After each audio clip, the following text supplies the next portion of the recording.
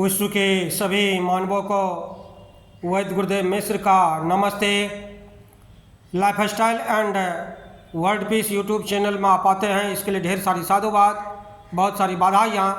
Life style and world peace YouTube channel में आते ही आप लाइक करें, सब्सक्राइब करें, बेल आइकन बटन को दबाते हैं, कमेंट में अपना विचार लिखें, मोबाइल नंबर छोड़ें, अपने कंट्री का नाम लिखें।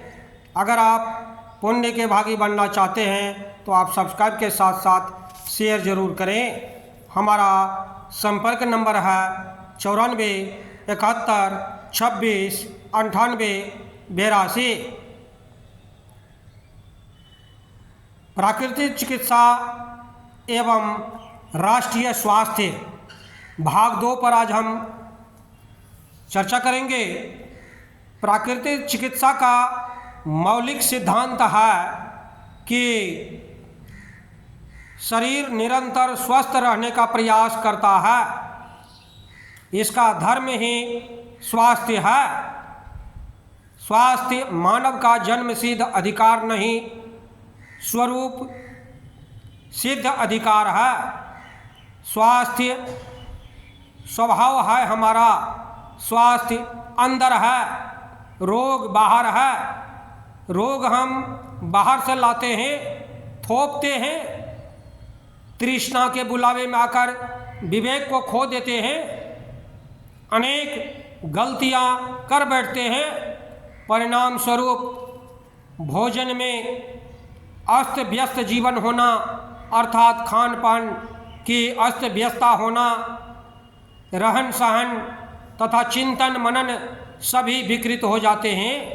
फलस्वरूप शरीर में विजातीय पदार्थ संचित होने लगता है तथा मन में प्रदूषित वासनाएं दमित होने लगती है।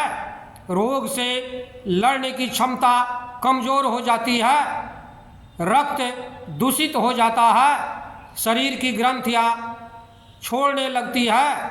फिर भी शरीर की स्वास्थ्यदायिनी जीवनी शक्ति इस विजातीय जहरीले विकार को यथासंभव बाहर निकालने का प्रयास करती है। प्रारंभ में जीवनी शक्ति सबल होती है तो विकार तेजी से निकलता है, फैलता है। ज्वर, जुकाम, दस्त, फुंसियाँ, दर्द, वमन, खांसी आदि तीव्र मित्र रोग लक्षण दिखते हैं। शरीर की इस मैत्रीपूर्ण आवाज़ को नहीं समझ पाने के कारण हम औषधियाँ लेते हैं, जिससे जीवनी शक्ति के साथ साथ रोग भी दब जाता है। तीव्र रोग अब घातक जीर्ण रोग में बदल जाते हैं। दम्मा, मधुमेह अर्थात डायबिटीज, अर्श, बवासीर, भगंदर, लकवा, गठिया, जोड़ों के दर्द, हड्डी का घिस जाना, जीर्ण खांसी, तीव्र रोग, एड्स, कैंसर, ये सब दमन के दुष्परिणाम स्वरूप होते हैं। फिर भी प्रकृति इन घातक रोगों के रूप में मानव को चेताती है, लेकिन विकृत वृद्धि बुद्धि समझ में नहीं आ पाता।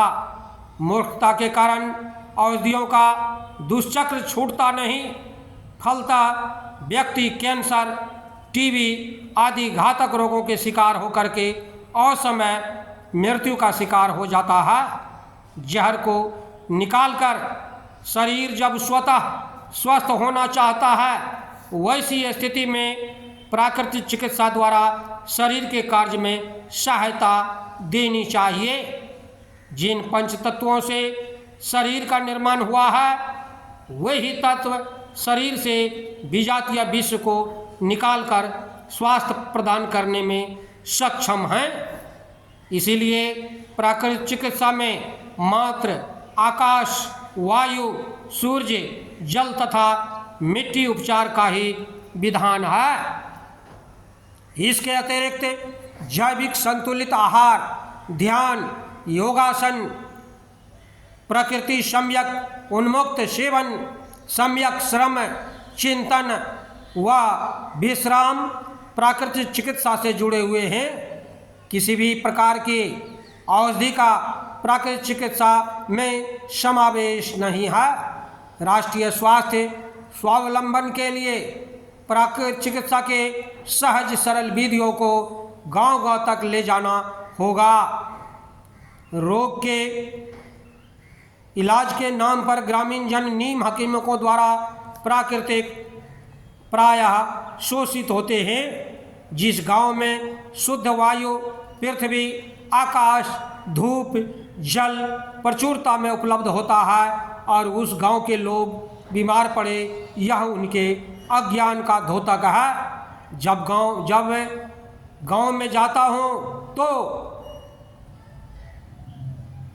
काफ़ी दुख होता है कि ग्रामीण भाइयों की कमाई अधिकांश भाग औषधि में चिकित्सक पर खर्च हो जाते हैं। रोग पाप है और पाप अर्थात अज्ञानता, बेहोशी। यदि हम ग्रामीण भाइयों को स्वास्थ्य क्षेत्र में प्रशिक्षित एवं जागरूक करें तो निसंदेह हमारा राष्ट्रीय स्वास्थ्य समुन्नत होगा। प्राकृतिक चिकित्सा एवं स्वास्थ्य संबंधी सपने साकार तभी होंगे जब हम पूर्ण प्रकृति पर निर्भर होना शुरू कर देंगे, इसकी जानकारी रखेंगे। प्रत्येक गांव में आदर्श प्राकृतिक चिकित्सा केंद्र प्रारंभ होना चाहिए। आवश्यक कटी स्नान टब, एनिमा, लपेटे पटिया, गर्म पाद स्नान टब होनी चाहिए। मिट्टी, धूप सब जगह उपलब्ध हो जाती है। मात्र इतने ही साधनों से रोगों का उपचार सफलता के साथ हो सकता है। प्रत्येक जिला मुख्यालय पर साधन संपन्न प्राकृतिक चिकित्सा केंद्र हो जो ग्रामीण चिकित्सा केंद्रों का संचालन करें। जिला मुख्यालय के संचालन हेतु राज्य स्तर पर केंद्रीय शोध चिकित्सा होना चाहिए। इसी प्रकार से राष्ट्रीय स्तर पर प्राकृतिक चिकित्सा विश्वविद्यालय की स्थापना की जाए। प्राकृतिक चिकित्सा के सभी शोध शिक्षक चिकित्सा केंद्रों का मुख्यालय का ग्रामीण क्षेत्र में बनवाना चाहिए। इस प्रकार देखते हैं कि ग्रामीण क्षेत्रों में फैले स्वास्थ्य एवं चिकित्सा केंद्रों के अधिकारियों की कार्यक्षमता का मापदंड रोगियों की संख्या नहीं बल्कि स्वस्थ लोगों की संख्या होनी चाहिए।